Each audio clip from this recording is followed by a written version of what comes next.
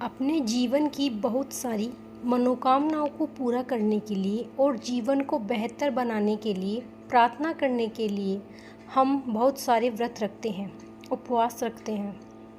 और उसमें एक बड़ा महत्वपूर्ण व्रत है बृहस्पतिवार या गुरुवार का व्रत। सामान्यतः गुरु ग्रह को मजबूत करने के लिए कभी कभी कुंवारी लड़कियां मन चाहे विवाह के लिए, मन चाहे जीवन साथी के लिए भी गुरुवार का व्रत करती हैं। पहले तो आप किसी भी राशि के हैं इस व्रत को रख सकते हैं, किसी भी लग्न के हैं आप इस व्रत को शुरू कर सकते हैं। दुविधा दो राय वाली कोई बात नहीं है, स्त्री हो या पुरुष कोई भी इस व्रत को कर सकते हैं। इस व्रत को शुरू कब किया जाए? इस व्रत को देखिए, अगहन मास सर्वोपरि होता है, सबसे बढ़िया होता है अगहन मास का गुरुवार का व्रत शुरू करना चाहिए।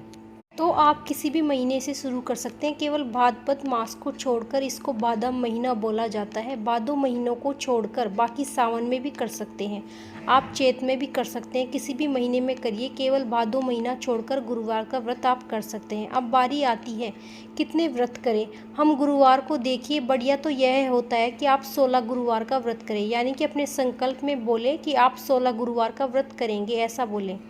किसी कारण से आप नहीं बोल पाते तो आप फिर पहले से व्रत करिए और आप बोल दें बाद में, सामर्थ्य रहेगी और शक्ति भी रहेगी। अब हम जानेंगे इस व्रत को कैसे करें। पहली चीज़ कि इस व्रत में साबुन नहीं लगाया जाता, सरसों का तेल नहीं लगाया जाता, सरसों का तेल नहीं लगाया जाता, बाकी नारियल का तेल लगा सकते हैं, कोई भी तेल लगा सकते हैं। तो इस विशेष बात का आप ध्यान रखिए। अब हम जानते हैं इसके नियम। गुरुवार के एक दिन पहले ही आप बाल धो सकते हैं, एक दिन पहले बुधवार के। गुरुवार वाले दिन पीले रंग के कपड़े पहनिए और पूजन आपको सुबह में करना है। सुबह में कम से कम 10 बजे तक कोशिश कीजिए, अधिकांश जरूरी होता है कि 10 बजे तक आप पूजन कर लेना चाहिए। पूजन अब केले का पेड़ चाहिए होता है, केले का पेड़ हमें नहीं मिले तो हम तस्वीर की भी पूजा कर सकते हैं। देखिए, हम केले का पेड़ घर में भी लगा सकते हैं, लेकिन घर के आगे की तरफ केले का पेड़ कभी भी नहीं लगाना चाहिए।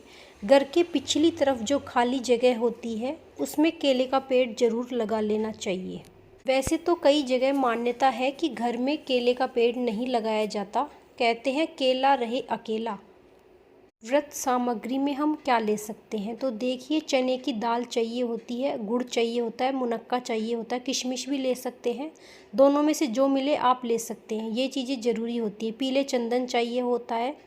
सबसे पहले एक लोटा जल लेंगे और जल के ऊपर आम के पत्तों मिल जाएं तो रख लेते हैं। जल के लोटे में गुड़ और थोड़ा सा हल्दी डालकर चने की दाल और किशमिश डालेंगे और गेहूं से भरकर एक कटोरी रख सकते हैं। हो सके तो आप ये गेहूं से भरकर कटोरी रखिए, दीपक रखिए, तो इस तरीके से एक बढ़िया सा कलश तैयार हो जाएगा। उसके बाद बृहस्पति भगवान को तिलक करें, मन ही मन गणेश जी का ध्यान करें।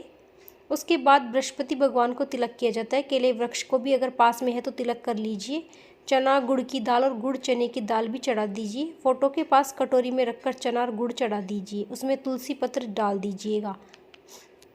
इसके बाद व्रत कथा सुनिएगा, और व्रत कथा अगर नहीं सुन पाते तो आप मेरे चैनल पर जाकर गुरुवार व्रत कथा सुन सकते हैं।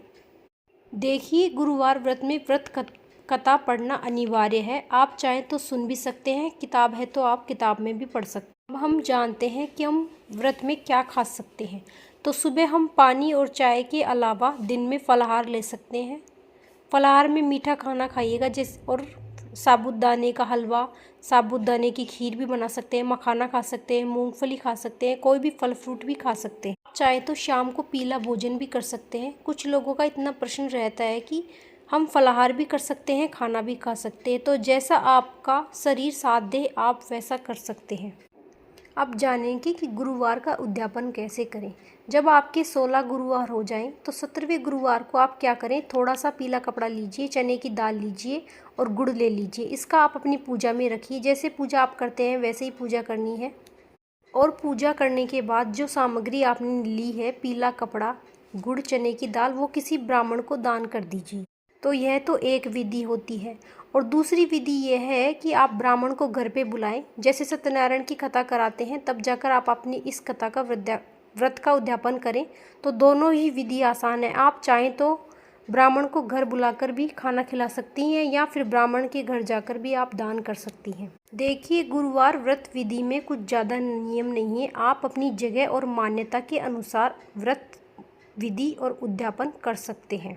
ये थी हमारी आज की छोटी सी जानकारी। अगर ये जानकारी आपको अच्छी लगी हो तो चैनल को लाइक, सब्सक्राइब और कमेंट में हर हर महादेव जरूर लिखिएगा।